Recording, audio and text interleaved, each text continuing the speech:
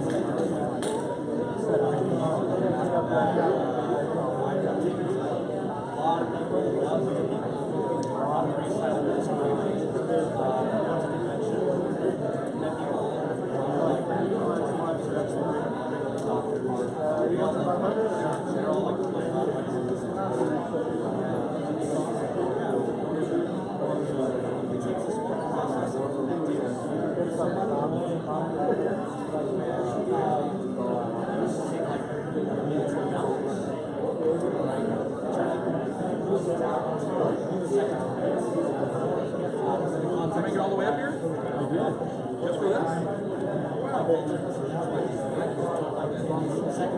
Really good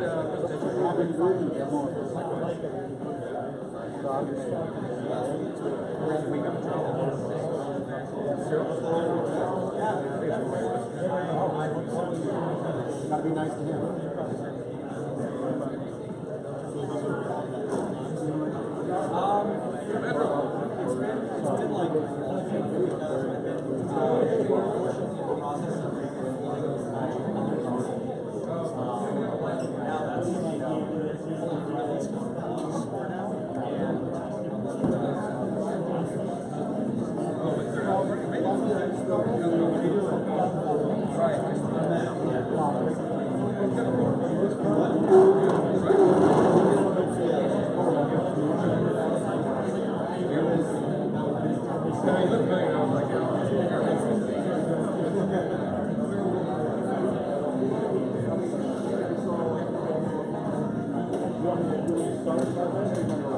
I'll go live and I'll start collecting people on there.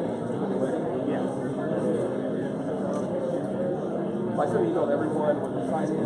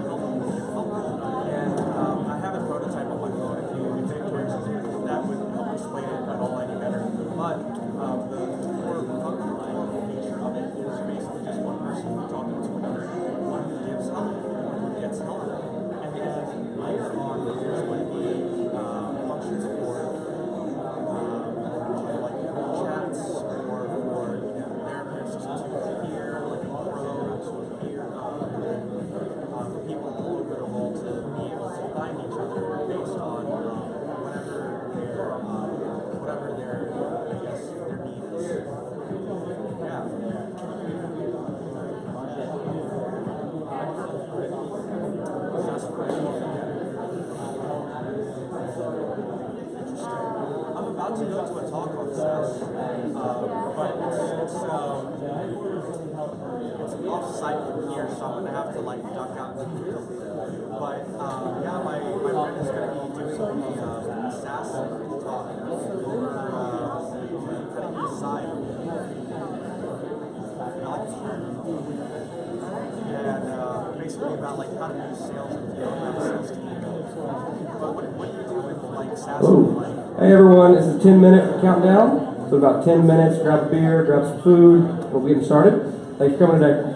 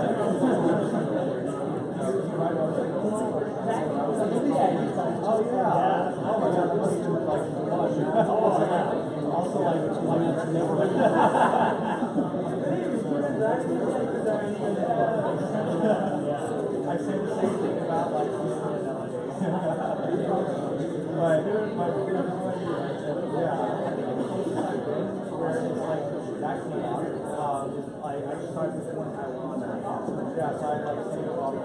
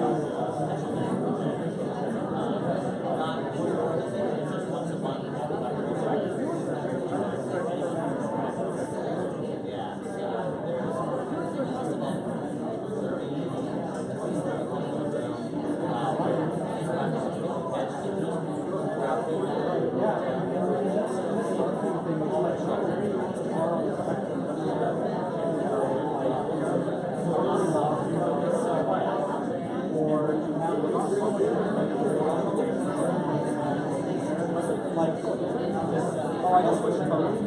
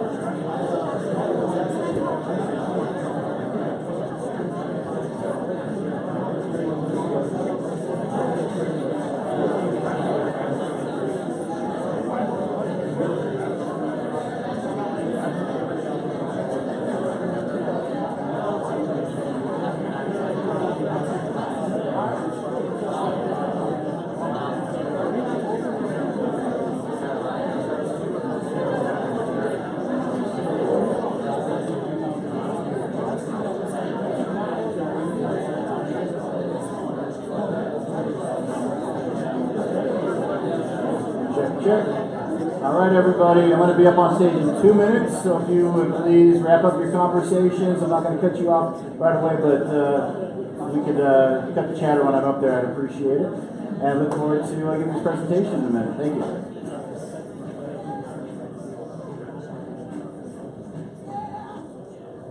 Also, for those that are interested, we're live on the New Chip Facebook page, streaming here. We're also, I believe, live on the Capital Factory Facebook page. If any of you would be so kind as to share that live stream with the world, that would be awesome. I guess we'll go ahead and get started.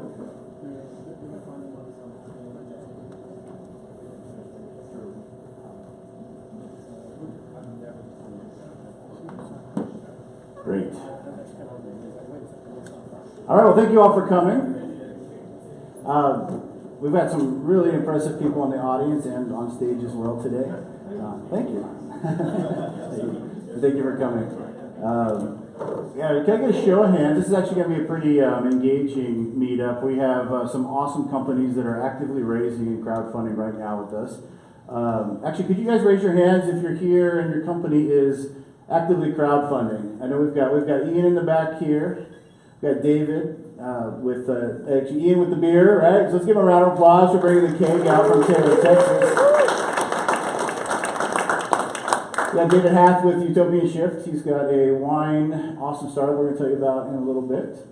And we've got Gene with Small Batch Audio. They're doing a Kickstarter right now. It kicked off about a week and a half ago. They're doing really well so far. And who else am I missing? Anybody else? Awesome. Well, thank you again for coming. We're going to do a quick presentation where I'm going to go through what I'm seeing in the crowdfunding space. I've been involved in that for officially about 9 months, but I've been really passionate about it for the last 5 years, and I've been looking for a solution to early stage funding probably for the last 20. So personally, by the way, my name is Travis Brodeen. I am the co-founder of NewChip. I'll tell you a little bit more about that, but that's not primarily what these meetups are about. We want to grow and help Austin, especially the early stage startups, understand this opportunity, how it is, how it works when they're raising, and create some big events. So my name is Travis Brodeen. I've been in startups in the startup world for over 20 years. Started in some of the early stage e-commerce companies. I'm not going to tell you a lot about myself. Look me up. I'd love to chat anytime, but this one really isn't about me, excuse me. But why I share that is because, again, 20 years ago, raising capital was a little easier. Of course, there was a bubble. But there's always been this challenge with that first check, right? Actually, could you raise your hand if you're a company, an entrepreneur that is currently raising or trying to raise, pitching, looking for funding, wondering how that works, and is excited about potentially crowdfunding? Just about everybody, at least half, maybe more than half. Thank you. So we have some good stuff here. Yeah, raise your hand up actually if you've actually been part of a pitch contest. Right. Raise your hand if you've been to like 5 pitch contests. There you go. So I'm also a big proponent of pitch contests. Serve a purpose, definitely, but they're not the best way to get the capital you need to actually get the business. A lot of companies, a lot of entrepreneurs I know personally that I believe in and actually have complete faith in don't get the capital they need to be funded, and they end up back at their day job. And really, to me, I believe, honestly, that's a massive tragedy for the world with great ideas collapsing before they even have a chance to be born. And what's really awesome, or I guess the biggest tragedy of all, is the capital is there in this country, and it always has been. It's just really been getting access to it, right? It's this black box of how does this work? I'm this guy. This is how far along I am. Well, here's the avenues I have to raise. I'm an entrepreneur. You know, we're all entrepreneurs, and if you give us a hurdle, we're going to jump over it, right? That's probably the foundational tenet of being an entrepreneur. Give me a hurdle, I'm going to knock that thing down in 10 more. But when it's a black box, I get up on stage and I pitch something, and no, I didn't get first place, so nobody's talking to me. But there's probably 10 other, maybe 20 other companies that didn't win that opportunity. But the one guys, maybe they got their 5, 10, maybe 100 if they're lucky, right? But meanwhile, you're back to your job, and the rest of the company's there as well, for the most part.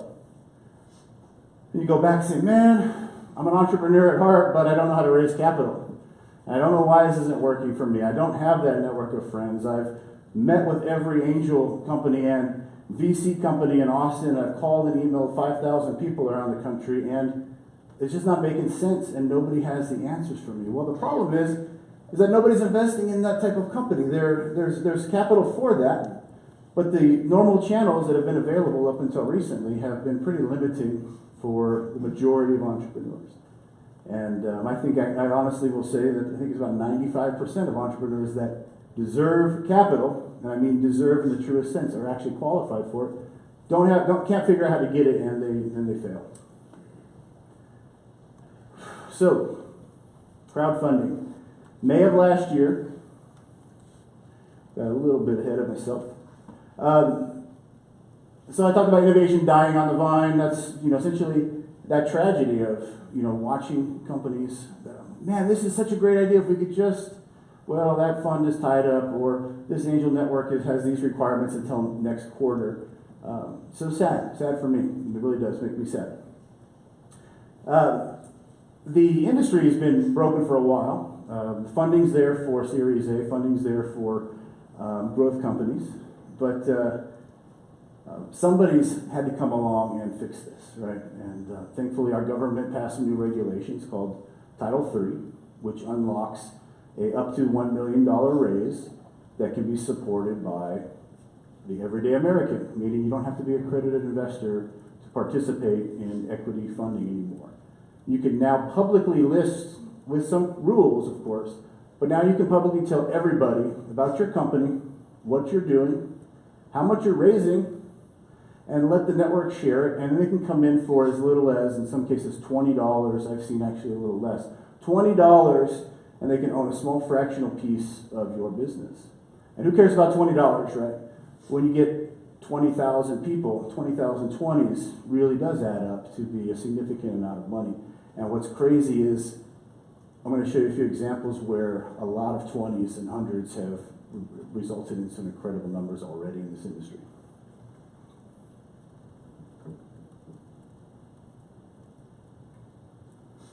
That's my life. Sad entrepreneur. I beat my head against the wall a few times trying to raise some capital for my early stage startups. Now, I'll tell you, I've been startup for 20 years. A lot of people, when I go up and say, I'm 40, I've got a cool startup, say, why don't you fund it yourself, Travis? You've done a bunch of cool stuff. I said, well, I'm an entrepreneur. I risked it all and I lost. A few times. But I still believe in that, right? And it's always that next thing, but it's always the bigger thing. And it happens, right? And I know so many entrepreneurs personally that I grew up with, that I started in the startup world with, that have tremendous success stories through tremendous struggle, and it keeps me inspired. And so when I personally go out and ask people in Austin, hey, I just we're looking for 150,000. I've raised 10 million when I was 21 as a CTO, and nobody actually takes my call. It's like, something's freaking broken. Something's really broken for me. So there's a lack of transparency. There was no clear path for me. It's a new generation, right? There's a new, maybe I'm too old to raise. I don't know what it is. The angels we met with, they had their rules, loved them all. In fact, if Mark's here, Mark with C10, maybe it's the next event, I saw his head in here. Mark with C10 did us the biggest favor of all. He actually sat down with us personally and said, I can't talk for C10 directly. Is he here? You in here, Mark? No, he next there. He said, I can't speak for you directly, but here's what you're doing wrong. He said, your pitch deck is awesome, but I see 1,000 pitch decks. It's too long. Shorten it up. Tell me what I need to know. Get it out of my face. We did that. Next thing we know, we got our first 100. After that, the next 100. And so we've actually raised quite a bit. Won't go into all those details. But I've got a startup here in Austin that's partnered with Ryan Raffles, who's running the back. He's running the CEO. I'm the CTO partner, co-founder. And we're aggregating this space. I'll tell you a little bit more about that in a minute. So when I look back at how many meetings and meetings and meetings, we probably spent 4 months full-time meeting the wrong people. Does that sound about right? The wrong people. Why? Because everybody said, this guy, you should go meet him. That guy, you should go meet him. He's the guy.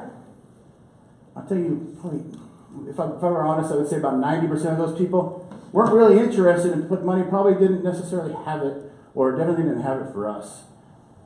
They definitely wanted to stake for an advisory shares, though, and they could definitely introduce us to Josh Bear upstairs. A lot of people will play that one, right? So we did connect with that right on it. But we hit it hard because we knew we believed in our company enough that if we kept hitting the door, if we kept banging, that we would actually make those right meetings. So we finally cut through the fat and the noise, and we found the right people. What does it have to do with crowdfunding? The point is that we were raising capital so that we could help solve this early challenge that we were actually going through ourselves. And we get the question, well, why didn't you raise through crowdfunding? Well, we're an equity crowdfunding aggregator, which means every deal in the entire country in the crowdfunding space for equity is part of my company, NewChip. Now, I'll actually tell you about the model a little bit, but the point is, I couldn't raise capital for what we're trying to do on our own platform, so we had to actually partner with a third-party platform. And it started getting to be like inception level marketing tactics to try to explain we're a crowdfunding aggregator that's on a crowdfunding platform that we're raising capital to bring their deals and everybody else's onto one space. So here's the bottom line. So May of last year, May 2016, a law called the Jobs Act, the act called the Jobs Act, 200 million Americans can now invest in startups. And for the first time in 100 years, the everyday American can now own that piece. And I've always felt that was I'm going to say tragedy one more time. I'm going to stop using that word. But I really believe that if you've saved up some money, you should be able to do what you want with it. Now, the law's there because a lot of people got screwed over in the early days of investing, and they need to be protected. So this act actually has some great regulations that do protect this type of investor. So they can only invest about 10% of their income, the same that they could invest previously. They are typically only investing a couple $100 though. So every VC that we meet, every sophisticated investor that we meet says, hey, this is a terrible idea. Terrible idea. Everybody's going to get fleeced and lose all their money. It's going to be the worst thing in the world. This isn't like what they're used to. This isn't about life savings. This isn't about $100,000. This is about thousands of people coming together with $20, $100 to back and own a piece of something that they have a vested interest in actually after they buy it, right? And want to see it successful. It's a key differentiator. These type of investors work differently than the investors that are used to. So we meet with, I'm not going to call them out by name, and to be honest with you, we had a big argument with most of the VC firms here, and then they loved us. Right, in the same meeting. No good? This is pretty cool. Come back when you hit these metrics, and we'll talk. You got to hit some users. You got to have that traction because our fund has rules, Travis, and you don't have that. You're pre-rev right now. And so we can't invest. So stop wasting our time. But you did convince us that we should take a second look at crowdfunding. I thought that was a pretty cool accomplishment. $100 at a time. Talked about that. It's all public. Another component here is that when you get these investors, and I think some of the entrepreneurs here will share this story later, we're talking about a new level of brand ambassadorship, unlike anything you've ever seen before. When somebody who's making $50,000, $60,000, $70,000 a year takes $100 and votes on some equity, they're in it far more than a guy who has that 10 million, 20 million in the bank and just dropped 200, 300,000 in. They want it to win. They're committed to the success. And so what they're going to do is when they invest, they're going to go tell all their friends to invest. When you put out a press release, they're going to share it. They're going to comment on it. When you put out a new product, they're going to be your first customer. And so what we're seeing is that support companies that reach their goal, which is the only way you get this capital, right? If you're raising 100, you only raise 90, you don't get $1. If you raise the 100 or more, you get it all at once. And so well-capitalized startups tend to succeed. In fact, this has been legal overseas for over 5 years. And 90% of companies that have gone through crowdfunding are still in business and still considered successful. Compare that to the United States and any other equity-backed standard rate at 40% success rate in that same time frame. If I told you it was 60%, that would be game-changing. At 90%, it's unbelievable. It's astronomically different. And the cool part is nobody is paying attention to this yet. Now, there's a few people, don't get me wrong, but a lot of the industry people. We've met people, San Jose, we were out there for 4 days. We met some of the key players. They're paying attention to it, but they don't know what's really happening. Guys at Goldman knows what's happening. Some of the big banks know what's happening, and they're all behind it. Sony Ventures, who we talked to, really loves crowdfunding. Won't go into too much detail there, nothing official, but those are the kind of guys we're talking to. They believe in supporting their employees through crowdfunding, and they're looking for a bigger platform to get national support for Sony employee startups. And they're not the only ones. So I told you that I've been involved with crowdfunding mentally for about 5 years. I said, because they announced it 5 years ago, this Jobs Act. They said, they're going to put this, it's going to change the world. And I said, yes, it will. Yes, it will. This is going to work. And then I sat there year after year and never went. In fact, I completely have forgotten about this when the news hit a week later in my inbox, it said, equity crowdfunding went live. I thought, holy crap, finally. But I'd moved on. I was all in. I was going to do a platform 4 or 5 years ago. But I've been telling people, equity crowdfunding is going to change the way businesses work from here forward. And so I've been saying that over and over again. And I found this quote, actually. This is only about 4 months old. And it's actually from the former CEO of the New York Stock Exchange. In fact, just the previous CEO of the New York Stock Exchange. He personally said, crowdfunding, if done properly, is the future for how most small businesses in this country are going to be financed. I think he knows what he's talking about. At least I do. A lot of other people put him in that position probably do as well.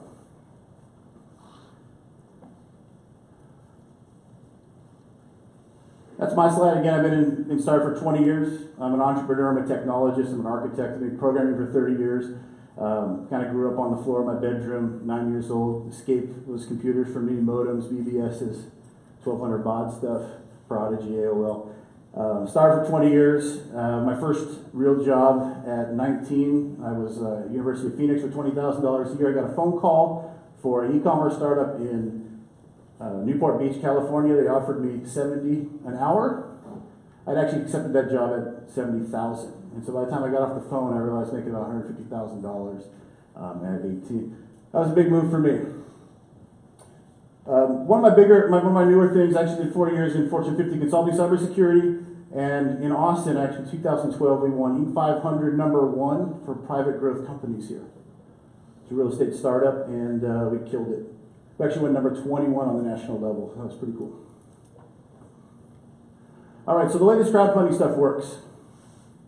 Told you a little about mentorship. We're aggregating all the deals. Why does that work? Well, these things called platforms, and there's about 200 of them already in the last 8 months that have gone live. Here's a few of my favorites. Although I don't play favorites per se, here's a few of the ones that stand out. Let me rephrase. With NewChip, we don't play favorites of the platforms we support. In fact, we support 95% of everything on the market. Just the new ones we haven't had a chance to integrate yet. They're not quite ready. And so with that, the way this model works is that you're a company raising capital. You have to work with a platform. We call them the deal makers. They're the mini venture capital. You have to sell them, and they have to list you. They're doing the capital transaction for you. Now with that, they have a high level of regulations on what they can and can't do. They also have a limited number of deals on their platform, 5 or 6. The coolest part about this is they're all complementary in nature to the investor. They're all competing with each other for the same space, but they're all complementary in the sense, as an investor, I want to go out and find the coolest thing to invest in, not the coolest platform. Sophisticated investors and their venture capital firms, pretty loyal. In fact, you don't jump ship on a VC firm until you lose your money, and that can happen for a few years. And in fact, they do well, you stick with them for life. Platforms, nobody really cares. There's money in it for the platforms. But the investor says, I want to know what the coolest drone is right now. I want to know what the best restaurant is. I want to know what the local stuff to me is. And I don't want to just make a decision off this one platform. And I don't want to subscribe to 200 newsletters that I'm going to check my inbox for every single morning. And so that was one of the solutions that we've come together. I said, you know what, we need to be that kayak, we need to be that hub of crowdfunding. So you can come to NewChip on our app and find every single deal listed in one place. What we're going to do is we're going to ask you a little bit about yourself. We're going to import your social preferences. And we're going to match all the deal flows with what you're most likely to be interested in as an individual. Because you're investing in what you believe in and something that piques your interest more than a technical analysis in this case, because it's so early. There aren't numbers that say whether it's going to be successful or not. You either believe it or you don't. And we said, here's things that you probably believe in. Here's things that your friends believe in. Go on through the list and let us know. And through our machine learning algorithm, get smarter and smarter, and we keep showing you new startups till you find one you're looking for, or 10 that you can put $100 in. Of course, everything's certified. There's a thing called FINRA. It's an independent oversight committee that actually passed these laws. The space we play in is Title III, which is up to $1 million raise, and Reg A+, which I think is 50 million. Thank you. 50 million. So there's a range, right? Reg A+ has higher requirements for these. You're not coming in $100 on a Reg A+ deal. Title III is what mostly I'm talking about with these smaller investors. But Reg A Plus, you can get in for as little as $1,000 in some cases. And the hiring requirements are still the same. But you don't have to be an accredited investor to play in that ballpark either.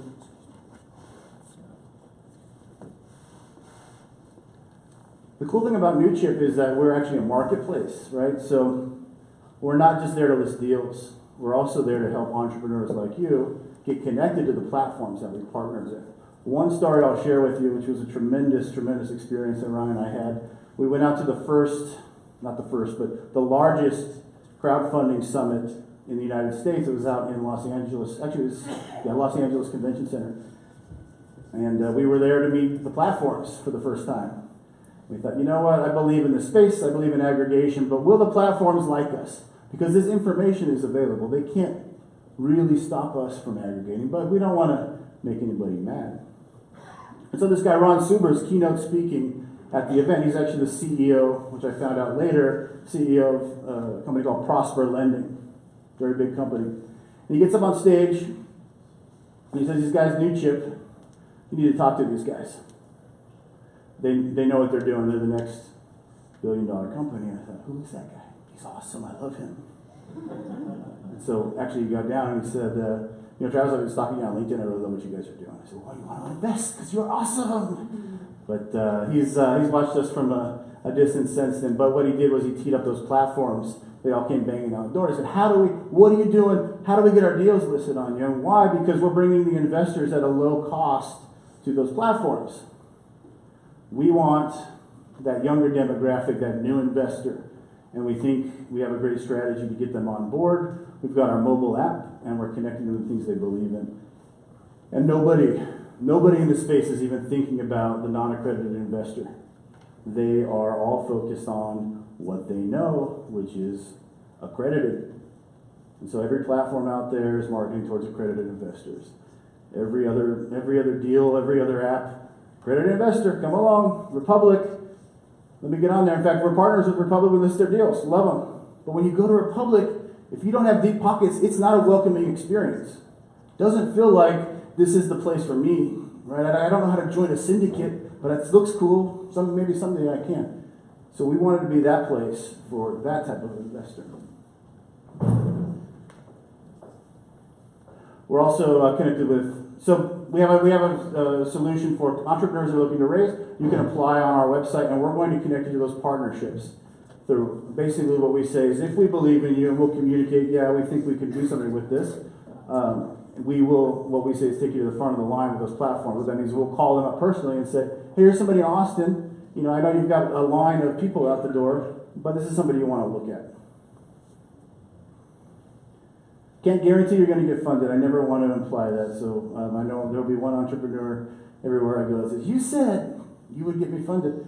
I'm telling you about an opportunity, right? And so I will help you perfect your message. In fact, if you're an entrepreneur and you call me or reach out to me, I'm going to spend time with just about anybody who talks to me, helping them get through whatever challenge they're facing, because I believe in entrepreneurship. But I didn't say I could get you funded. All right, so I'm going to show just a couple companies here what's happening in the space. I'll share one story. I'm sitting at Halcyon. Does anybody know Halcyon downtown? It's on like 4th Street. What's great about that place is you can actually smoke cigars. Sorry, I like cigars every now and then, so I'm out on the porch. I'm going through NewChip. We just got a new build out. I'm on my phone going through the NewChip app. And Halcyon pops up as one of the deals we've got listed. You guys are raising right now? I walk. Where's your CEO? She's not here. Okay, well, I got to talk to her because I got to get her up right. I got to figure out what's going on. And then I found out there's 8 companies actively raising in that moment in Austin, right there, that nobody really was paying attention to. There's some breweries, restaurants. And so we meet Pelly Pelly. Thomas Wynn, he's actually up in, I'm going to say Dallas, it might be Houston. But they've got a restaurant in both places. It's South African fine dining. They're actually building one here in Austin right now. They've got the lease, and they're bringing it up. He was actually at the last event. Some of you saw that. At the time, they were at about 300,000 raised. Today, I checked, they're at 503,000. Their goal was only $300,000. And they still have, I think, like 2 months left. They have 46 days remaining on that raise, and they're not going to stop. And it's a profit share model, or rev share, excuse me. So any investor in this, of course, is going to share in the profitability of those companies. And what do you think? They're going to be the customers. They're going to do their events there. They're going to throw special investor parties every quarter or so that they're going to show up to. They're going to have this, I think it was 2,000 investors last I looked in those 3 cities. You think they're going to show up to just about every cool thing that restaurant does and support them? Because again, they have a vested interest in that restaurant's success. And it's doing really well, of course. Well, maybe not, of course. Not every restaurant does, but based on him opening the 3rd establishment, I would say it's going pretty well. And so we've got Ian here out of Taylor, Texas. I found out he was raising, I think he started about, I'm going to say 45 days ago, roughly. He came to our first event. I said, hey, we're trying to do this meetup. Come on down and tell people how you're raising. And this time I said, hey, can you bring a cake? Get your batch going. He said, we just got some fresh stuff. Be there, no problem. And so he's here to tell that story. He'll be up on stage a little bit later.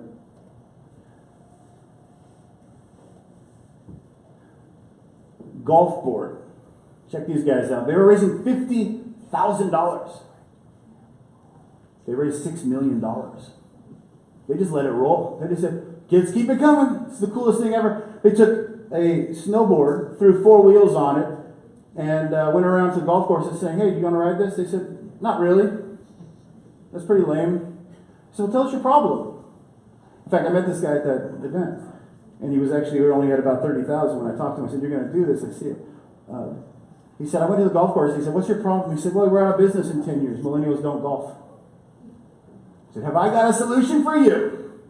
So he had 2 prototypes and left them there. They couldn't keep tee times available after they put the golf boards there, a little viral thing. And now everybody wants a piece. Golf boards, you will see these at just about every golf course based on this. Whether it's just a millennial trend, I don't know. It's a lot of money there, and there's a lot of golf boards being built. Thought that was a cool story. All right, so what's different about crowdfunding? What's different about crowdfunding than normal raising? I touched on a few of those things. It's just really about telling your story. It's not about telling your company story.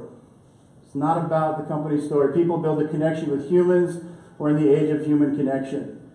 Success stories are built on people actually putting a face to a name and understanding who's behind the business. And so if you want to succeed in this space, you better get comfortable in front of a camera or find somebody that can represent you, either on stage or behind that camera. Probably both, right? What's crazy is, we all know numbers, we all know math, right? But when you actually punch in some numbers, how can I raise $200,000?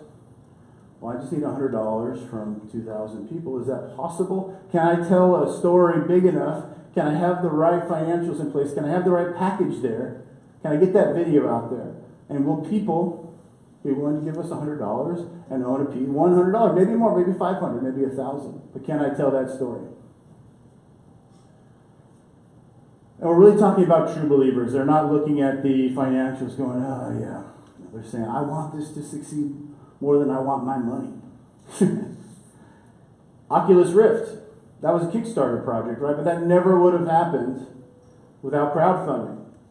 Capital would not touch virtual reality to save its life because some of us older people know it was such a dud back in the early 90s. In fact, it's not that different now. It's actually kind of cooler. Better graphics, better experience. They got it right. A lot of it still sucks. But there's a lot bigger market for it, so it's making more sense now. Still got a long way to go. But the point is, people realize, hey, if I would have got that $500 in instead of the product, I actually had equity, did some math, I would have actually had about $300,000 when Facebook acquired them for $4 billion. So people start going, equity, maybe that's going to make sense.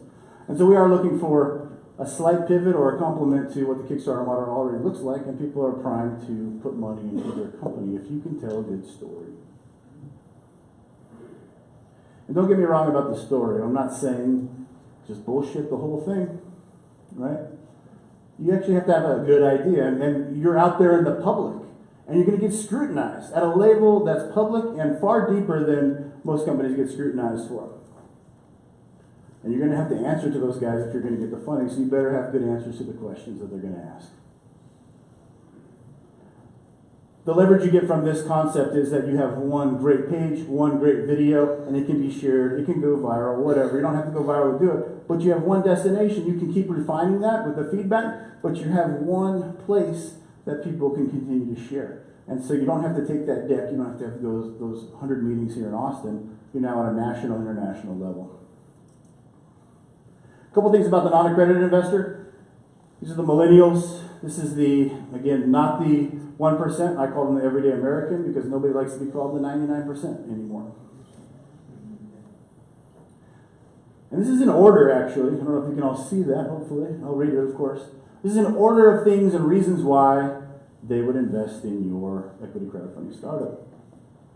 They believe in it. You're doing something great for the world. They believe in you. They believe in your story. They want to bring that company to life. They feel if they don't get behind this, it might not. It might not come to life, and the world's going to be a worse place. If that tragedy comes back, they feel a vested interest in making that happen. Their friends and family are involved in it. Maybe their friend put $500 in, maybe 10 of their friends did. And it is kind of, if everybody jumped off a bridge, would you too? A millennial, they're not going anywhere without their friends, right? They're going to feel left out. You think if 9 of your friends put money into Peli, you're going to be the one guy that's not going to eat there as the owner also? That's probably not going to happen. They're looking to start investing. They really don't believe in E-Trade in the standard stock market because kind of the problems that their parents have gone through. So they don't like real estate. They don't like E-Trade. They don't have the money for it anyway. And so there's they'll probably get there, but it's going to take some time. There's some pain and some healing to do. But they're looking for a way, and you can't really do much with $100.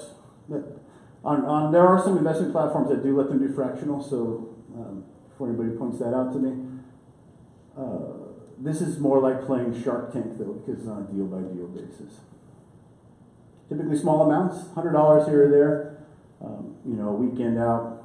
Now they own a piece of company, and they own it for life. They can also pass it on through their generations and start building their legacy. They also want to tell everybody, right? They want to tell everybody, hey, I own part of this company. I'm an owner in Peli around the corner. You should come to my restaurant. And then at the very bottom of the list, believe this or not, and I only point this out because it's very, awakening. This is like the last of 9 ROI. The last thing they care about, but it is on the list. I'd like to make some money at the end of the day, but it's not their primary driver. And if you think about it, you can almost flip this upside down with a sophisticated investor. Of course it's about ROI. And people will tell me, well, that's going to fade over time. They're going to get annoyed. I disagree. $100 here, $100 there, $100 a month. I can own a piece of one startup every month for the rest of my life for $100. I'm going to stop. You don't think one of them is going to hit? All right, a couple details. Some of you guys want a little more juice. There's not a ton of detail on the slide. Under $100,000 raise, easiest part of crowdfunding. The one thing I'll say is there's a lot of concern with the difficulty of raising money in crowdfunding. There's paperwork, financials. You have to be a little more prepared. You can't just walk in with a pitch contest, get $5,000 with 3 kids out of college that just thought of it on the fly. It's not a weekend contest. You actually have a solid idea. But under $100,000, you really just have to sign some paperwork. And if you had financials the prior year, you have to have those reviewed by a CPA.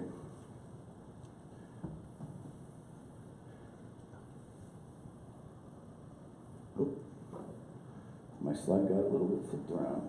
So, between 100 to 500, the next window, this is Title III, you actually have to have a full financial review, and it must be accomplished by a certified CPA, and you need to have an attorney on tap. So before you probably should have an attorney, but $100,000, it's actually not a requirement. At this level, you actually have a requirement. And the 500 to 1 million range, if it's your first raise, you still just have to do a financial review. The secondary raise, you have a full financial audit. They're going to look at all your paperwork.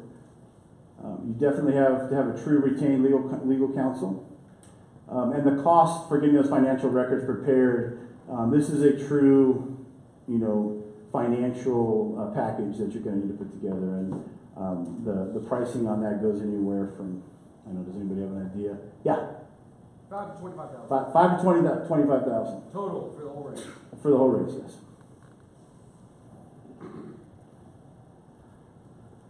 So, if people, hopefully people come after me and say, hey, can you help me what's it going to take to get me listed? Of course, I already told you, compelling story. You got an idea, I'd love to tell you about it. I'd love to tell you why it sucks or why it's great. And I'll actually give you real feedback. If it, take it for what it's worth. Your team is extremely important. Part of the reason we were able to raise the money we have is our backgrounds, our belief, but mostly we were able to look and identify a massive opportunity that we really believe in, and we're pretty convincing guys when you get us in our room. The cool part is, I told you there's 200 platforms. I'm actually encouraging about 4 of my friends around the country, hey, start a platform. If I wasn't doing New Chip, that's where I'd be right now. If I wasn't doing an aggregator, I'd do a platform because there's going to need to be more platforms than less. The reason is the deals take time, and there's not going to be a national player. That's what I'm saying. Some people disagree. They need to be one big company. Well, I argue that why isn't there one big VC firm? Of course, there's one, you know my point. There's plenty of them out there. They all compete with each other. They all have different offerings. Some of them want to be in your company. Some of them don't want to touch it. Some of them put this much in. Some of them put that. Some of them you have to be in Austin. Some of them you have to be in California. Some of them you have to move to New York. Platforms are the same. In fact, well, I won't say this, but I'm encouraging, to look for an Austin platform, somebody to come together and say, hey, we want to be the place for Austin to get involved in crowdfunding. Because Austin Capital is here, but why not bring in capital from the national level as well for these companies, since they're... And of course, it always helps to know a few people. Never hurts, right? But the best thing about this is that what I've found is that if you're that guy, that team that doesn't have, the Harvard connections or the parents that work at banks, this is an outlet for you to get visibility and support from those type of people. All right, that's pretty much coming to a close for my part. And just to kind of recap, equity crowdfunding, I think it actually solves the early stage funding gap. I'll argue with anybody all day long about how it doesn't. I've never met a sophisticated investor that got this without a long conversation, but I rarely have a guy walk away that doesn't understand it when we're done talking, and they actually think it's a pretty good idea. They are concerned about future regulations and other things like that, but as it stands now, it seems to make sense. Everybody would agree. Angel networks aren't really touching these tiny startups enough. It's the power of many people believing in it instead of just a few. And really, and I mean this sincerely, I truly do. If you believe in it, it deserves to get out there. You have an obligation to get it out there, and now you have a path to do it.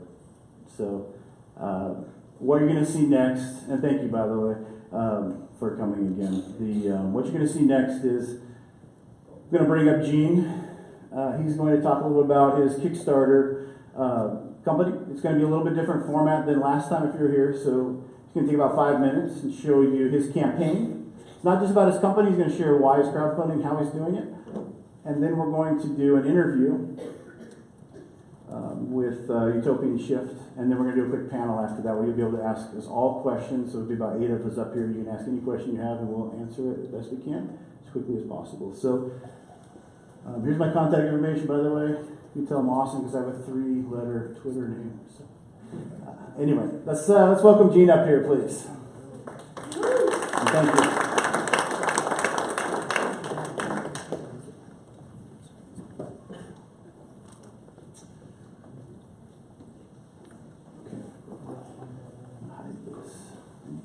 You're good. Oh, you get your mic.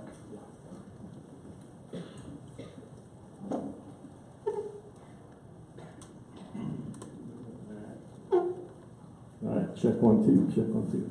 How you guys doing? What? Oh, we don't see the... Oh, yeah. Get the right screen share in here.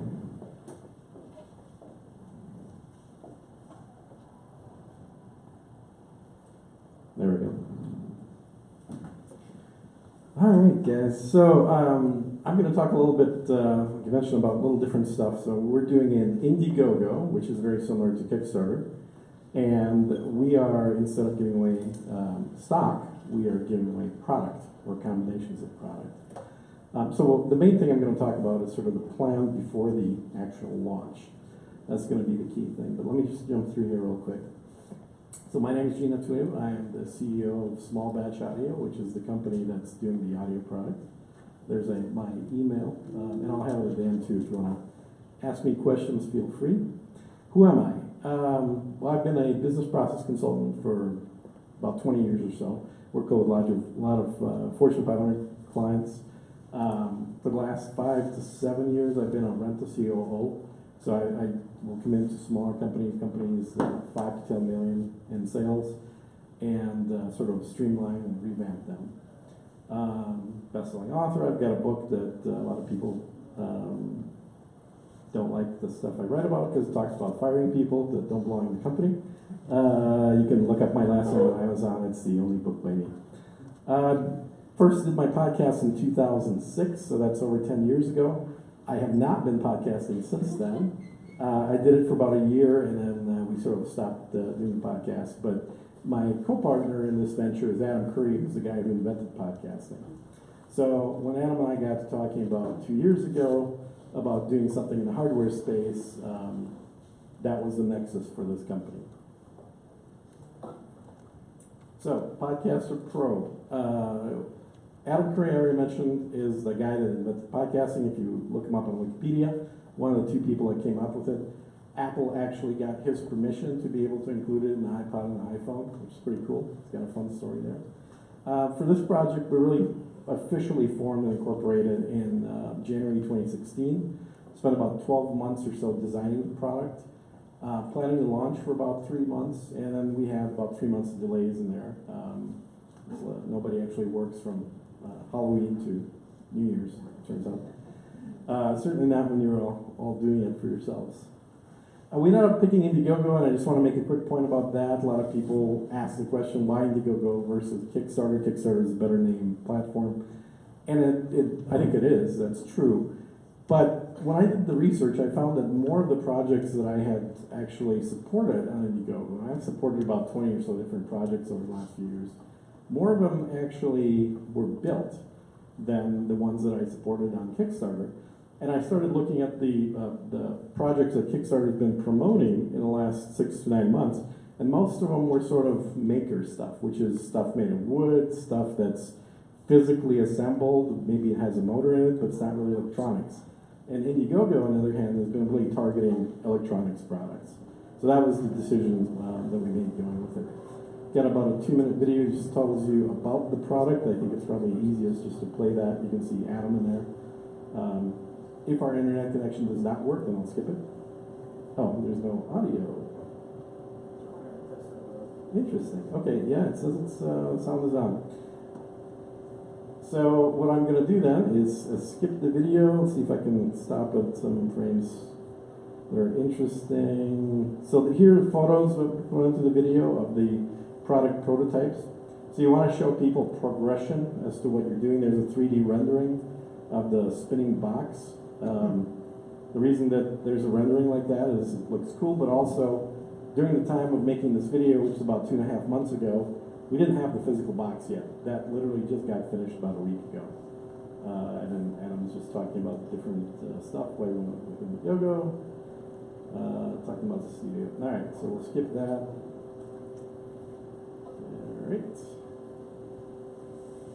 All right, so launch decision. So this is sort of the process that I think everybody goes through at the beginning of their decision to whether to do a Kickstarter or not. There's pros and cons. If you actually make a product to the point where you can sell that product on Amazon or something, that's awesome. If you've got the capital to be able to do that, you can pull out a savings, you've got friends, you can do whatever. But crowdfunding certainly is another way to do that. And it also adds something else that is a capability, which is you can test the market with crowdfunding with minimal cost to you. So you don't have to make 100,000 units of something, try and sell them. and then realize, oh boy, the market is only going to bear 1,000 units and we're done. The timeline that we considered, I think 2 months is fairly typical. With Indiegogo, you can actually start the project at a shorter duration and then either have a very fast Kickstarter, or if you realize, boy, it's going to take a little more time, you can stretch things out, which is nice. And then you have to decide what the minimum is to raise. And in our case, what we figured out is the minimum has to cover all our costs of development, it has to cover all the production costs, and we have to be able to make sure that we've got a buffer of about 20,000 in there. So that's how we came up with our minimum number. So 90 days beforehand is sort of when you start the process. So you want to start focusing on likely buyers, and you want to come in to the Kickstarter running with already an existing list. That list, the bigger it is, the better. For our case, we figured we need to find 1,000 people to get on our list before we start. So that was sort of the goal. That's what we actually got to, is a little over 1,000. You have to start putting together all the designs, the images, the videos, and you have to figure out what you're going to try and sell partners on, which is people that are going to help to promote you on this thing. Figure out if you're going to use a PR firm, or you're going to assemble a list of people yourselves, and then obviously decide on which of the crowdfunding sites you want to do. T-60, we've got a little further down that list. We've got now a storyboard of the launch video. We're getting closer to actually making the video, drafting all the PR letters, sending out materials to get the folks ready for the buy-in for the partners. And this is when we start shooting teaser videos. So this is not the final video, it's going to be in the promotion, but little videos that we can stick up on the website or send out to that list to get the pump primed, to get people hungry for wanting to get on. This is also when you're going to decide which site you're going to end up using. We continue on to T30 by increasing social media presence. That's when we're actually going to shoot the videos about a month before the actual launch. Keep adding more teaser videos in there, and then start encouraging your promotional partners. We've got about 7 or 8 different partners that are all in the podcast space, which is this product obviously targeting with the name Podcaster Pro. And this is also when you're going to want to lock in the design for it, because making design changes at this point has potential for very negative side effects. Like, you're not going to actually finish. So you want to have that hard lock. Do all your photo shoots and get all the drafts of everything done.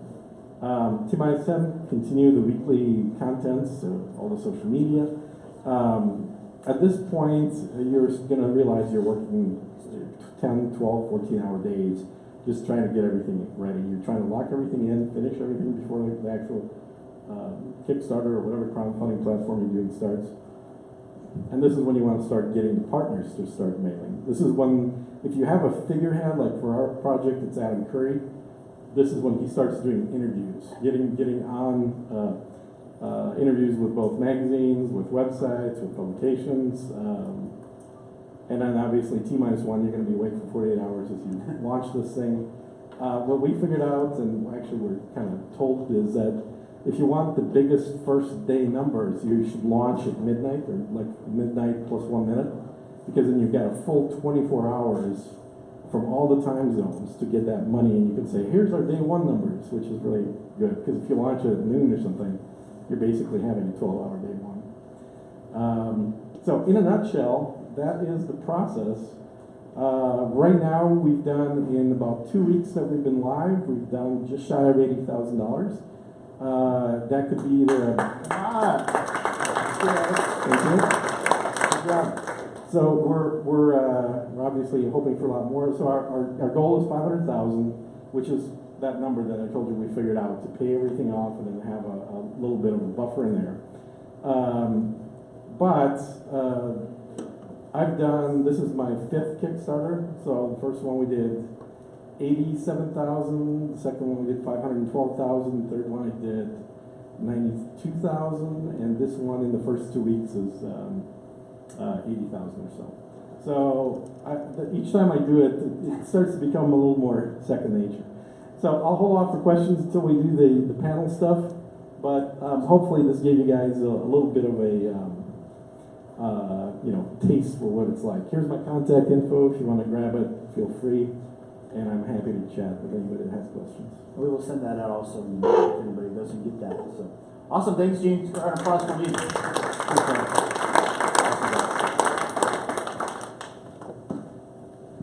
All right. Looks like, yeah, we got time. All right, this is actually really cool. We've got David Huth here, who's a hard guy to track down, by the way. I chased this guy for about 3 weeks, hitting all his reps, hitting all his people, trying to track him down. But he's here with Utopian Shift, and we're going to do a little interview, put him on the hot seat. In fact, I'll even pull it up here right now. First, let's welcome David up to the stage, please. All right, brother. So, David, welcome to the stage. Can you tell us a little bit about why? First, tell us about your company and what you're all about, and then we'll get into the crowdfunding stuff. Sure. So what we've done is built an online recommendation engine that for wine recommendations, and paired it with a retail shop. So people can go online, they can tell us a little bit about what they like and don't like about wine. We recommend wines that particularly match your individual taste, and then give you wines that you can buy from our retail shop. We're going to be opening up in North Austin in September, and the big thing that when they first hear this, they say, that sounds okay, but I don't know. And then we tell them, and all the wines we stock will be under $15. And that's when people suddenly get excited and say, wow, that's really smart. So in a nutshell, that's exactly what we're doing. So people place their orders online out of the wines that we recommend for them, and they come in and pick them up from the shop. So tell us, actually I called you because, I was interested, I saw you were raising, and then I found out you are about as passionate as crowdfunding as I am. And so can you share a little bit about some insights? You heard me up here sharing my story, how much of that connected, and kind of your thoughts on the space as well. Sure. So I feel, when I've heard your story, it's very similar to the one that we had, where have been looking at alternative ways to raise money, especially when only the accredited investors were allowed to try and see, is there a better way to do this? And we've been talking for several years to exactly like you did. We're going to have to start our own crowdfunding platform to raise money the way that we want to for these companies.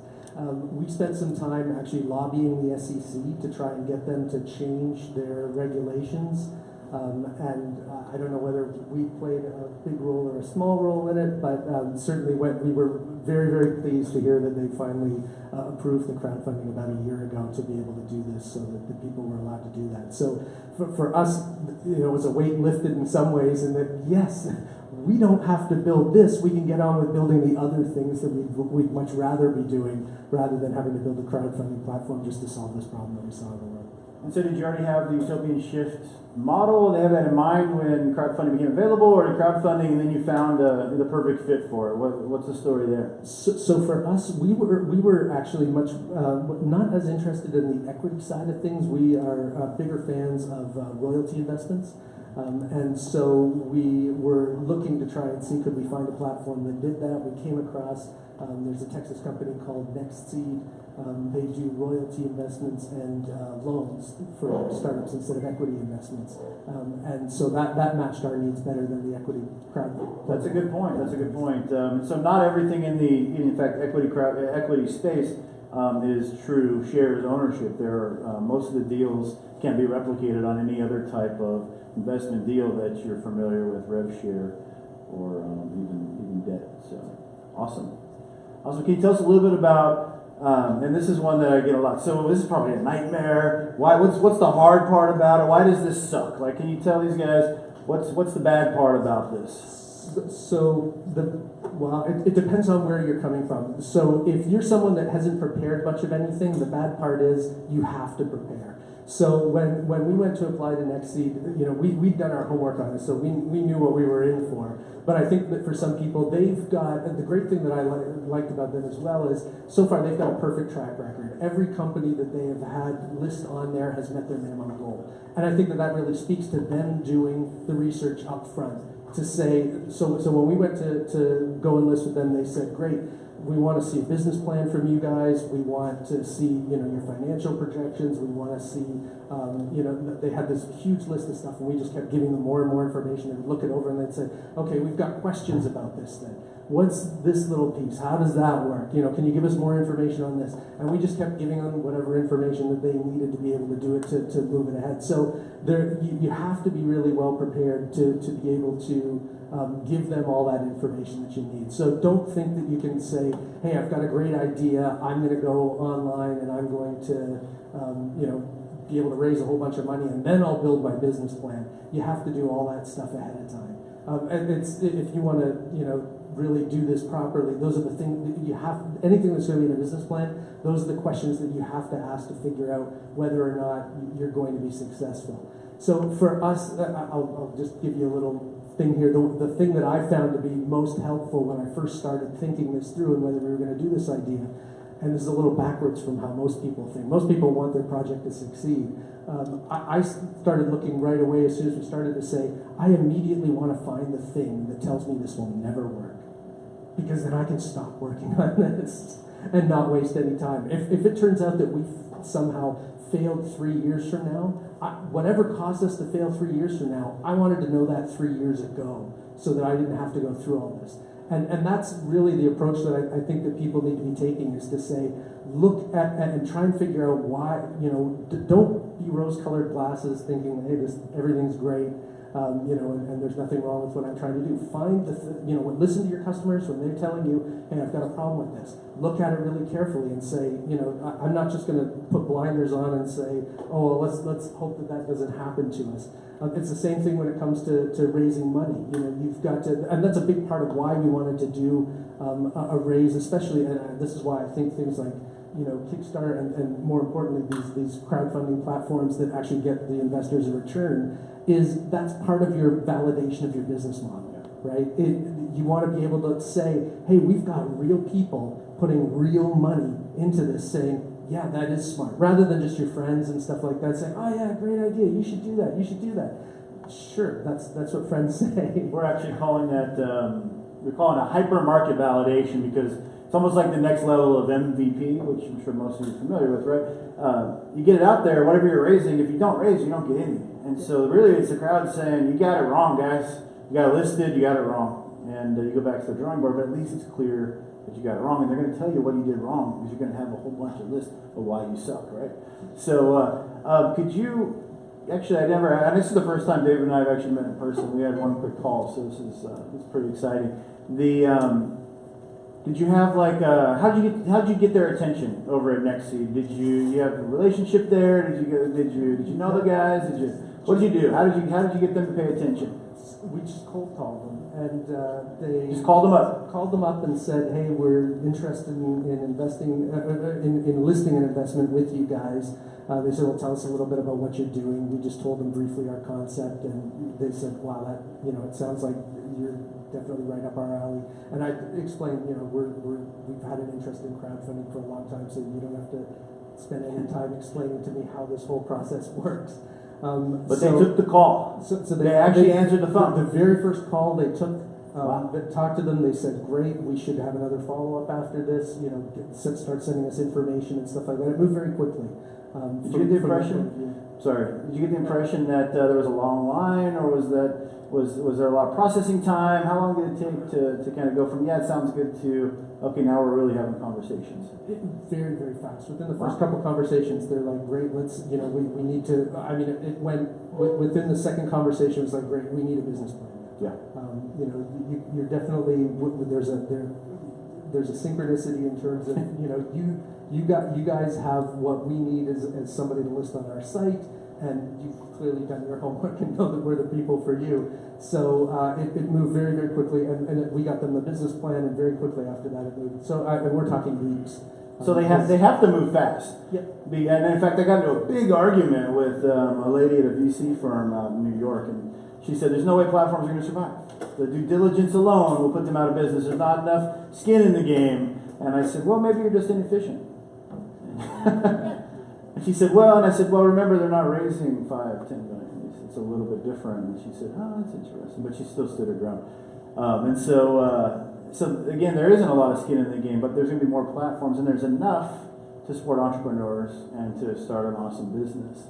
And so I think you're going to see a lot of platforms. They're just not going to be, penthouse style platforms. They're going to be awesome businesses like banks that are helping people raise capital. That's my vision for the future. What do you think?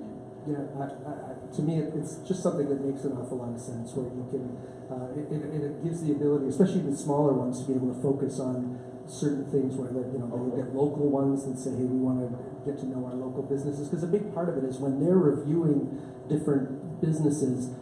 How do you judge whether or not somebody's going to be successful? You need an area that you can specialize in and say, great, I have no idea whether this restaurant's going to be successful, but I can tell you whether or not this computer software is going to be successful, because that's my area of expertise. So you need, I can't imagine a company that could actually say, we feel completely confident going through that entire gamut of ideas.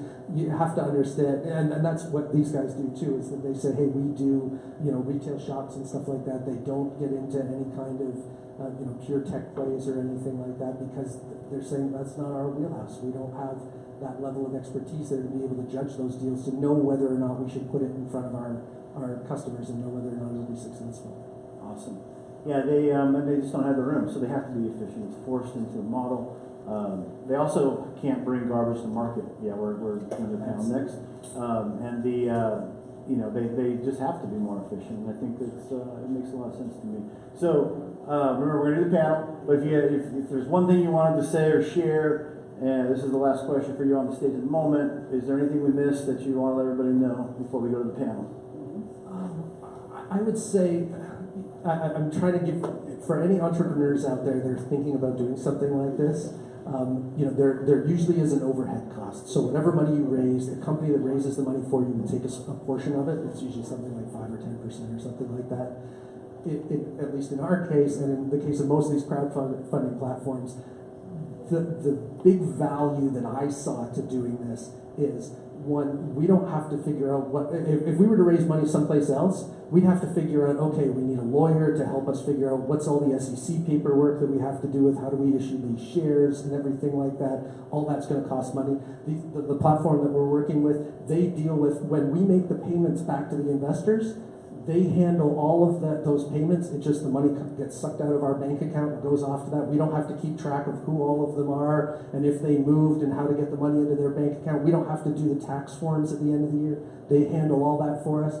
And we're looking at that going, what a great deal. Like, if we knew somebody else, if we just had an investor or a group of investors and said, we know people that would want to do this, to me it would be worth the money to say, can we have a private listing on your platform just to take advantage of the fact that you do all this stuff for us? Because it's such a help as a startup to say, because most people when they start say, I don't know how to do all that stuff. I don't want to have to be a lawyer. Even if I hire a lawyer, I have to have some level of trust there to say, like, I don't know, does this guy even know what he's talking about? Like he said, don't worry about it. We don't have to file too many forms. Well, is that right? Is it not right? How, I've read online that they say there's a lot of forms that you have to file, these disclosures that you have to file with the SEC. It's an awful lot of work to be able to do all that.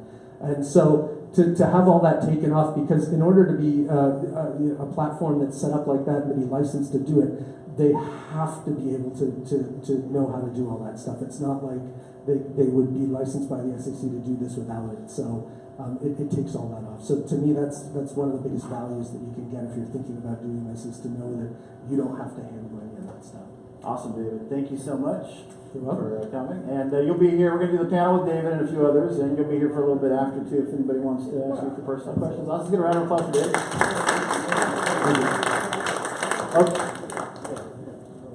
Okay, we're going to bring bring up Josh.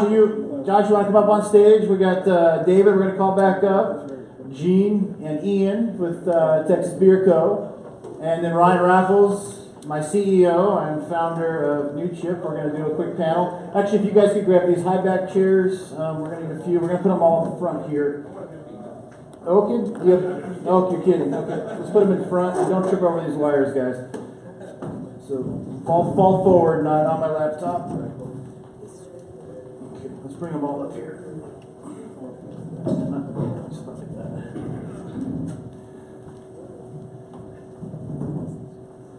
Okay. You guys will have to pass the mic or shout.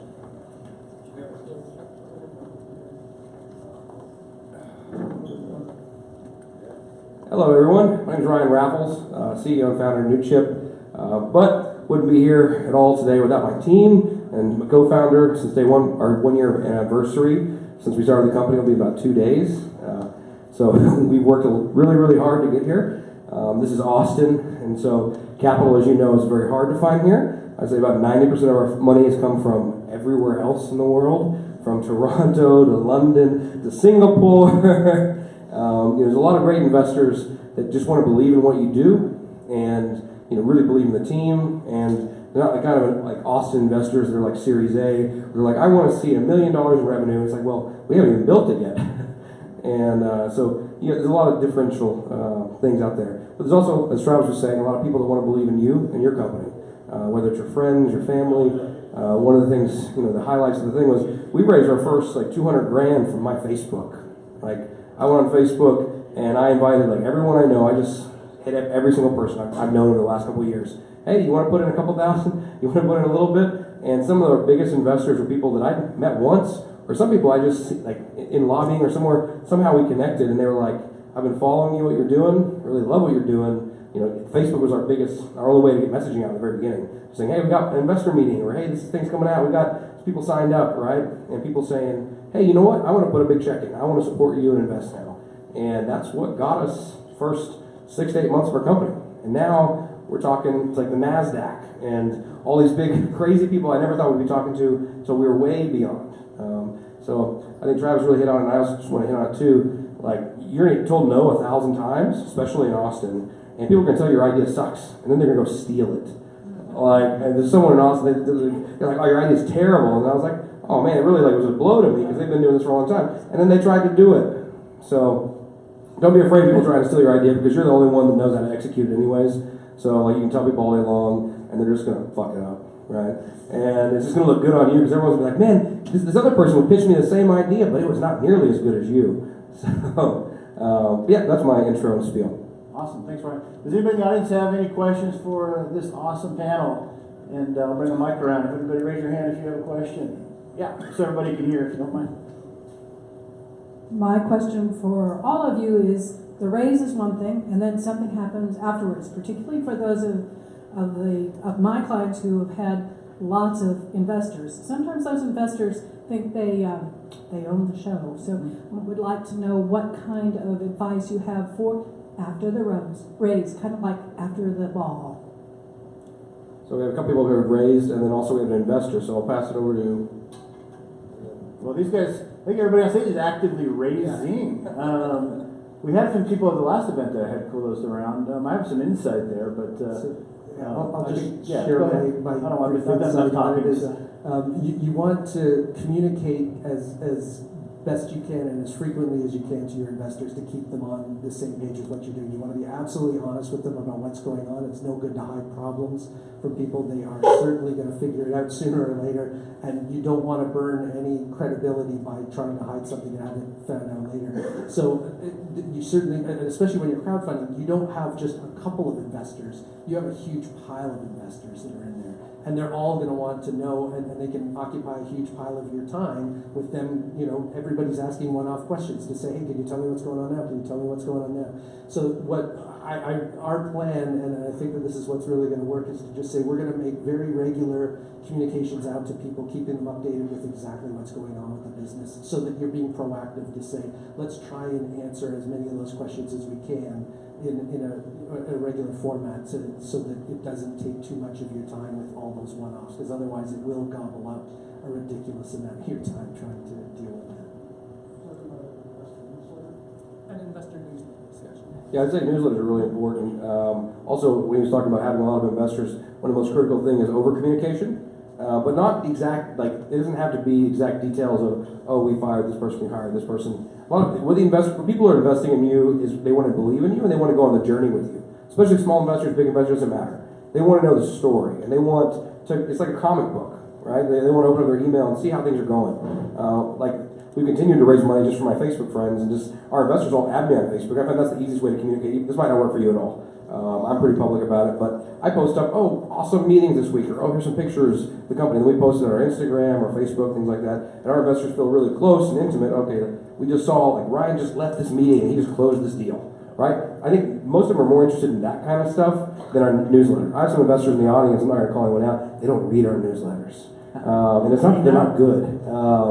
It's that a lot of it's just financial data, growth data, right? They care when you're messing up, not when you're hitting your milestones, right? And here's one of my investors right here, so he can probably counteract what I'm saying. But No. He's absolutely correct. But here's, I think, the big difference, Jan, at the end of the day. Same for you, Guy.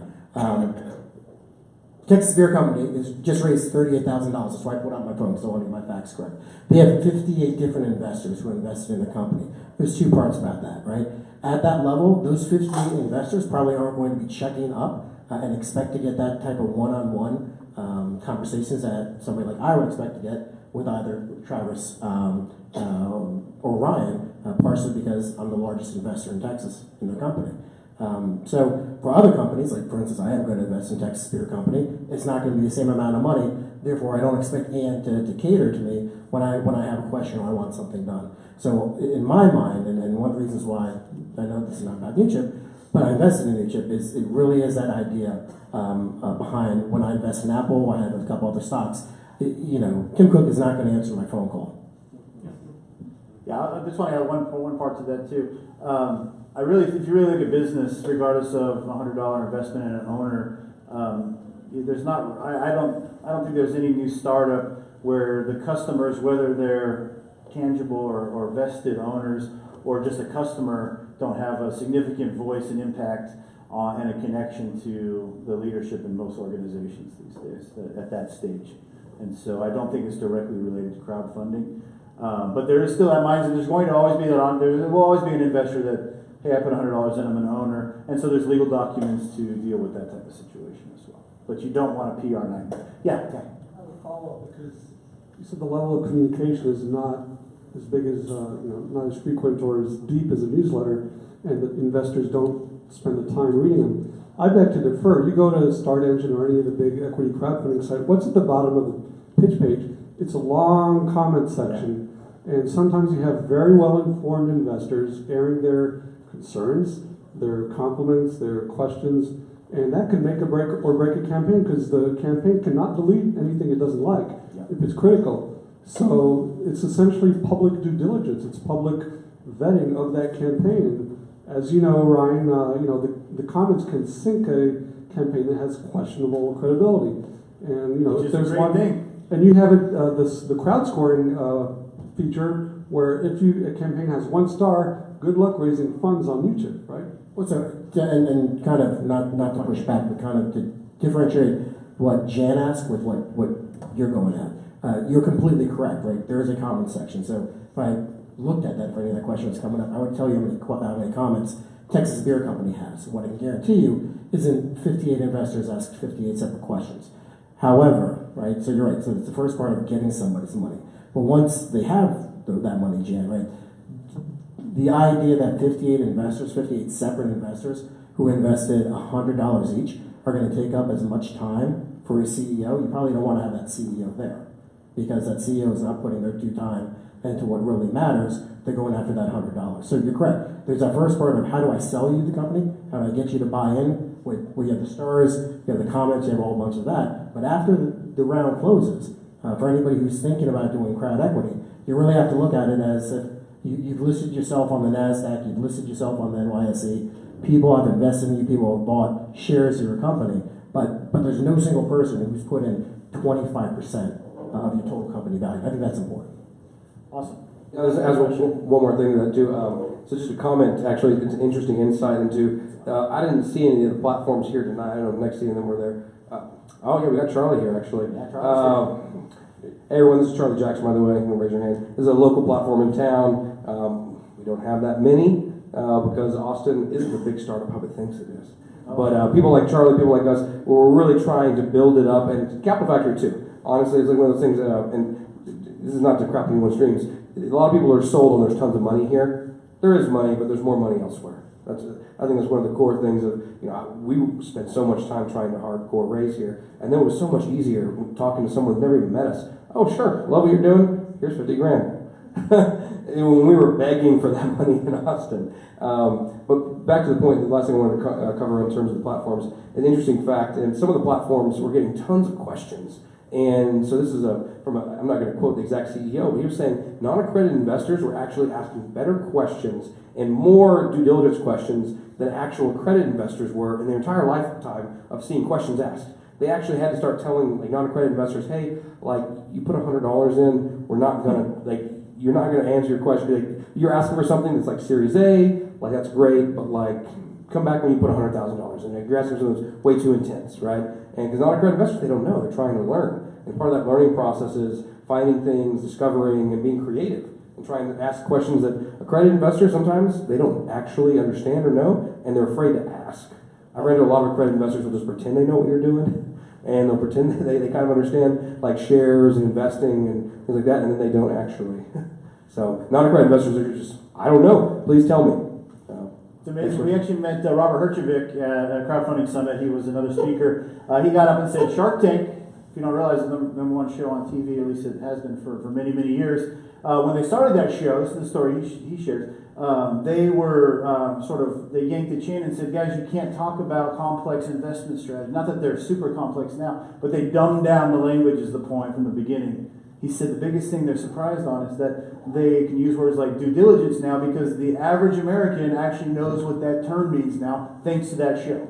And so you've got a new level, a new education, not a sophisticated level, of course, not what I'm saying. But you've got people that are paying attention a lot more than people realize, and it's sort of kind of snuck up on it through the mainstream. So we actually have another question here in the back. Thank you, guys. Related questions. In an equity crowdfunding raise, how much equity are you typically giving away or would be required to give to your crowd? And then what is the impact on that on future funding? For additional venture rounds or to go back to the well, perhaps for crowdfunding again? Probably the most. I hate to take over this question. So really, from what I've seen in the market, we have access to all of the data, and actually we're seeing better raises in terms of like pro-company, positive outcome for the company, and the company's getting less equity for crowdfunding equity than they do in the public market. The public market, you're told to give 25 to 35% sometimes per raise. We're seeing 5 to 15%, better valuations. The crowd's much more willing. Austin, everyone's trying to get a $3 million valuation, no matter where you are, and we're seeing like $10 million valuations on companies that are just really great ideas. And the investors, even like angel investors, jumping on board. They're saying, "Well, everyone else believed it. Now they got $6 million. I mean, we might as well jump in too." Because really, some of that stuff doesn't matter.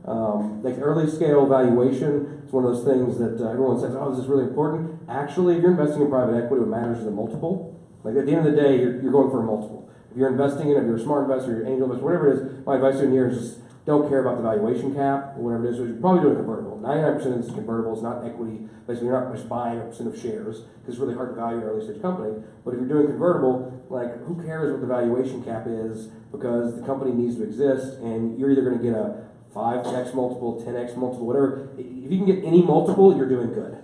If not, you just lost your money anyways. So you might as well, it comes down to really is the company going to be successful or not. And seed stage investing is all about believing in the company. And whether it's lending, lending is actually a little bit more due diligence. Like next seed, there's a lot more data there, and investors really care about not multiple, but revenue share and profit coming back. So, does anybody have a question for one of the entrepreneurs that are currently raising? Yeah. I want to know, first of all, do you know of any crowdfunding platforms that support service-based industries? And if not, why do you think that is? Like, anyone wants to take this? Well, let me ask, like, what do you mean service-based? Give me an example. Like home health and hospice. Okay, so you're trying to come up with a way to crowdfund, raise money. To help our seniors who can't. Right, and you want to give away something, and so you don't want to do a financial one, you want to do an actual service as a compensation kind of thing? I mean, I haven't really thought that far ahead. Okay. Because I currently own a home health and hospice. I'm just saying, Yeah. like I've noticed, so I tried to crowdfund for our independent living for seniors, and they wouldn't let me because it wasn't a product. It was like a rental unit. You know Well, what I mean? the two big Kickstarter and Indiegogo are definitely product focused. They want something physical that you're going to ship. Although I think it kind of gets a little into digital goods as well. Like if you're doing music, what are you really shipping? You're shipping an MP3 file, right?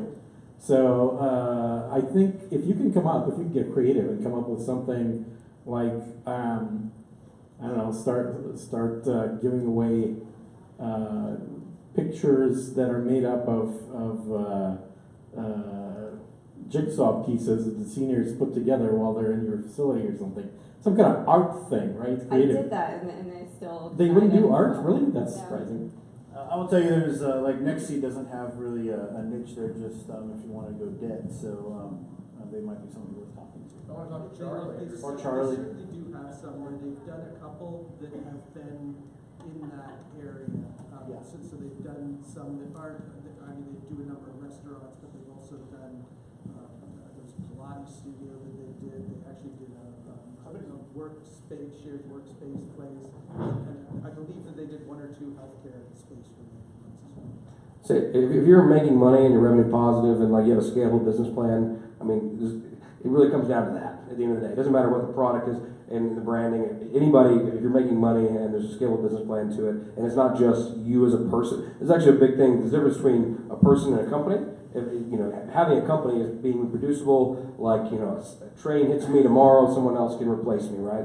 There's a lot of that's the hard thing about service-based industry and home health is you need to make sure everything's like you can scale it. You can say, yeah. So we have to think of alternative outside the box types of. Go on our website, apply tonight, and I will spend at least 10 minutes. 10 minutes of my time is pretty valuable. I guarantee you, I'll come up with at least a list of investors. I talked to you earlier, and some people. I'll try to help out. It might just be a rebranding. This might be a little bit of marketing or something, because investors get excited about numbers and pictures. That's it. Some more questions. Any more entrepreneur questions? I'd like to get some more engagement from the entrepreneurs that came all the way out. Yeah, go ahead. I'm going to throw it back for one more. Right in the middle. So on Kickstarter, there's a lot of key influencers that you can tag along with. Are there any influencer blogs or anything like that have tagged along with NewChip and that are featuring some deals or companies that are coming out? So yeah, we're getting picked up on a lot of blogs for investing. There's a lot of investing stuff. There's robo-advising, things like that. That's what we're targeting. It's actually not one of those things where you get picked up. Sometimes just by sheer luck, but a lot of the times PR campaigns. This is not my experience. Gene could probably go a little bit more on it if you want to learn about the PR side and blogging and whatnot. But our experience so far has been we've got a great PR team, and they just reach out and get people sourced for us. Right, because on Facebook you'll have I see it in my feed all the time, right? You have a top Kickstarter campaign of the day or whatever, and it'd be really cool if you had stuff like that for NewChip, and I could, as an unaccredited investor, wanting to put money out there.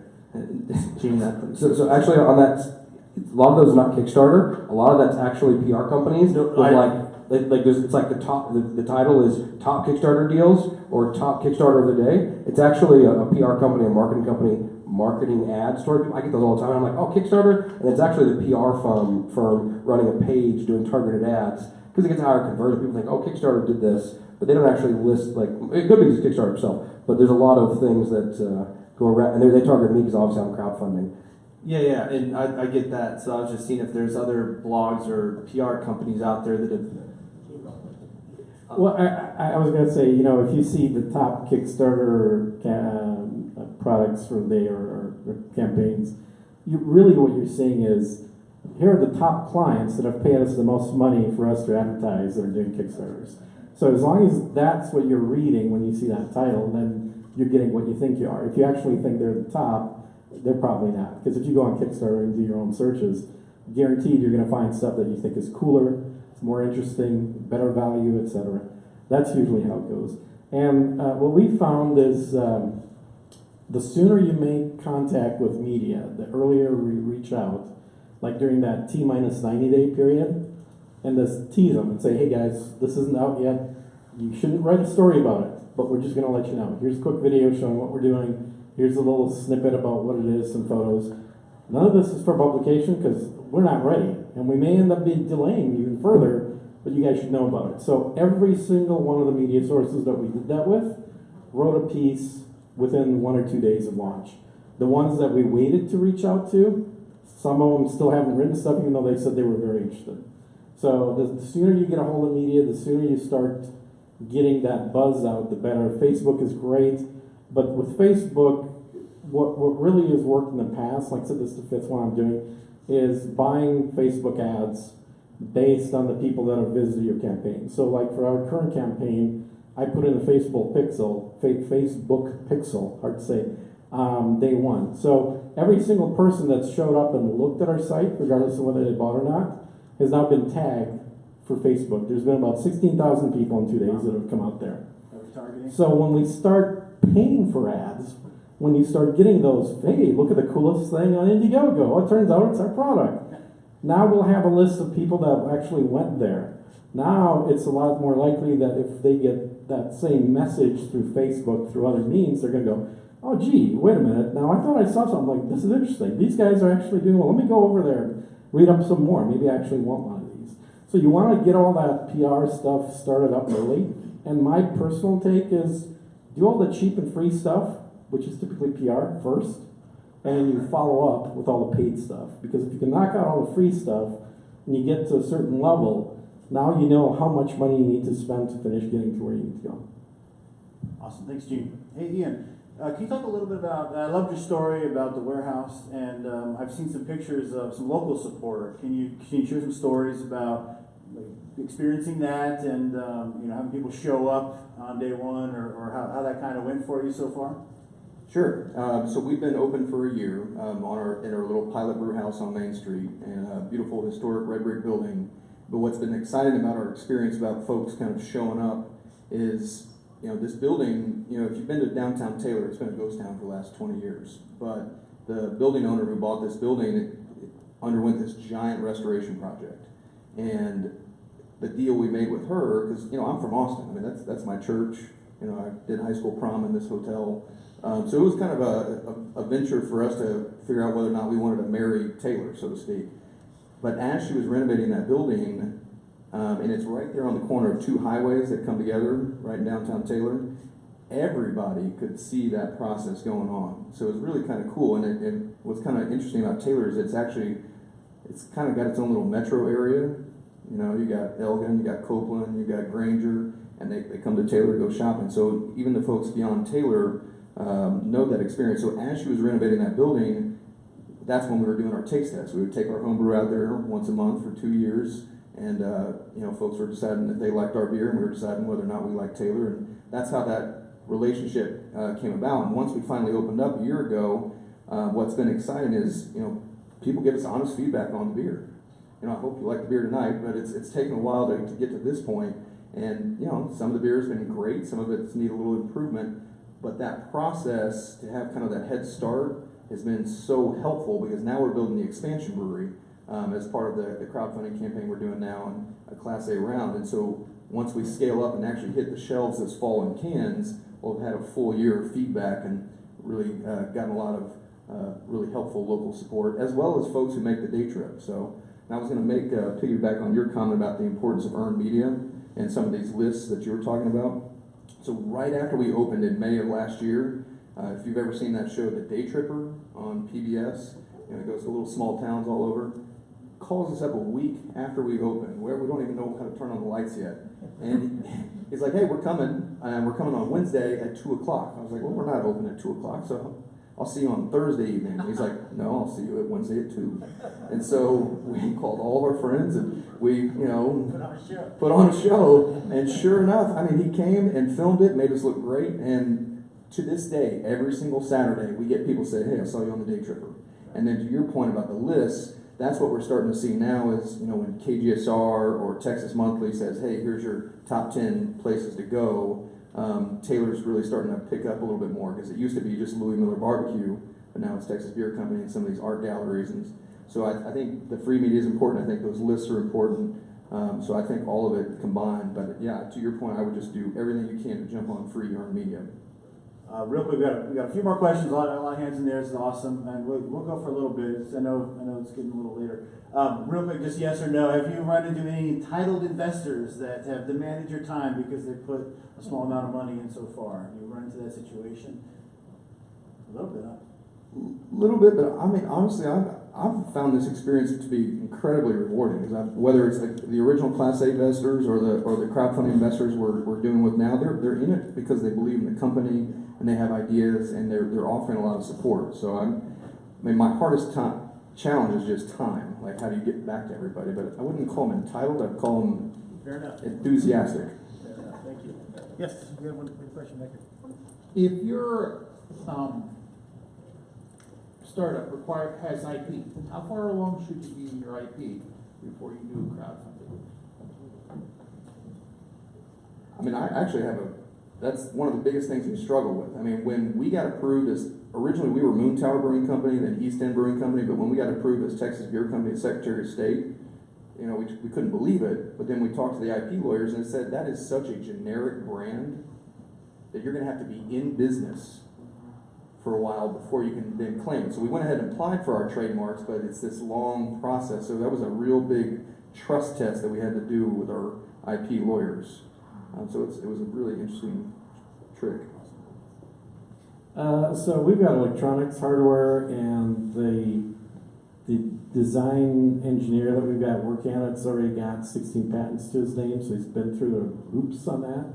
So our process was really trying to come up with what can be patented technologically, and then, you know, if you look at our Kickstarter, well, Indiegogo, I still call it Kickstarter, our Indiegogo campaign, you'll see a lot of fairly generic descriptions and everything. You'll see boards that don't look like anything because we've purposely taken photos that obfuscate the actual names of the chips on the board itself, because we don't want to give too much of that away.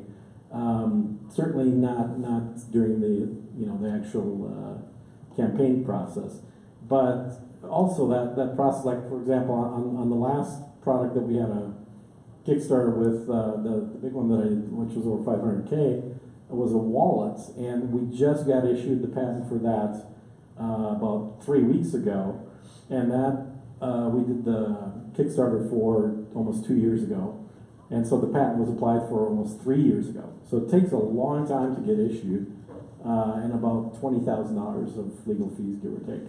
So if you're going to do more than one patent, just start figuring out a way to get more money because it's going to cost a lot. Thanks, Gene. Just one quick thing on the equity side.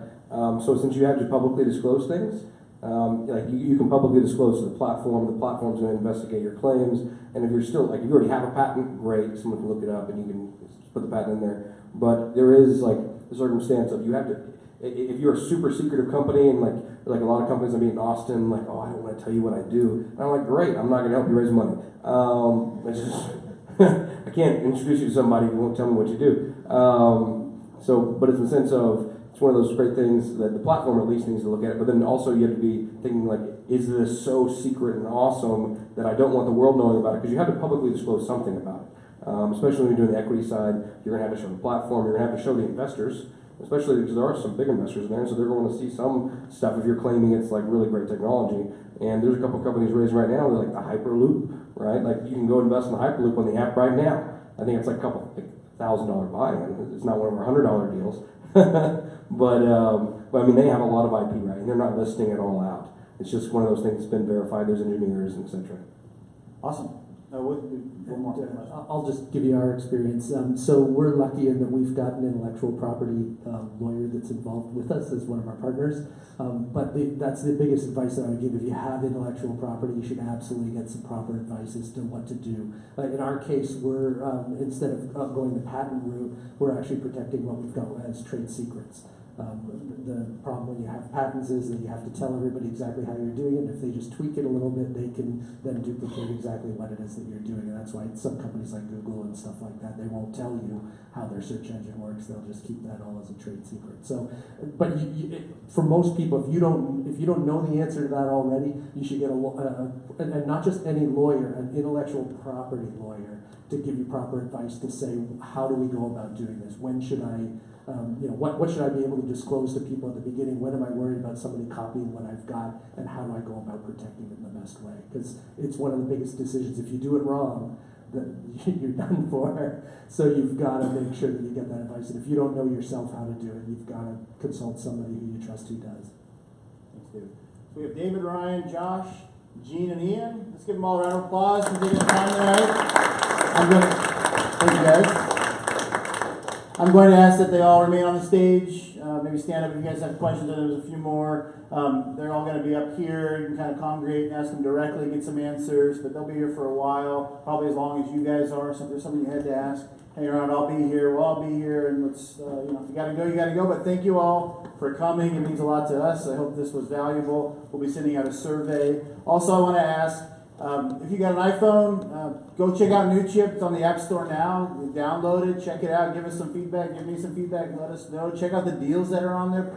Everybody that checks it out says, oh, I didn't know this kind of company could raise money. I didn't know those kind of deals were on there. And it blows my mind every single day the types of companies that are raising. So if you're looking for inspiration for your own company, whether you want to be an investor or not, check us out. Thank you. All right.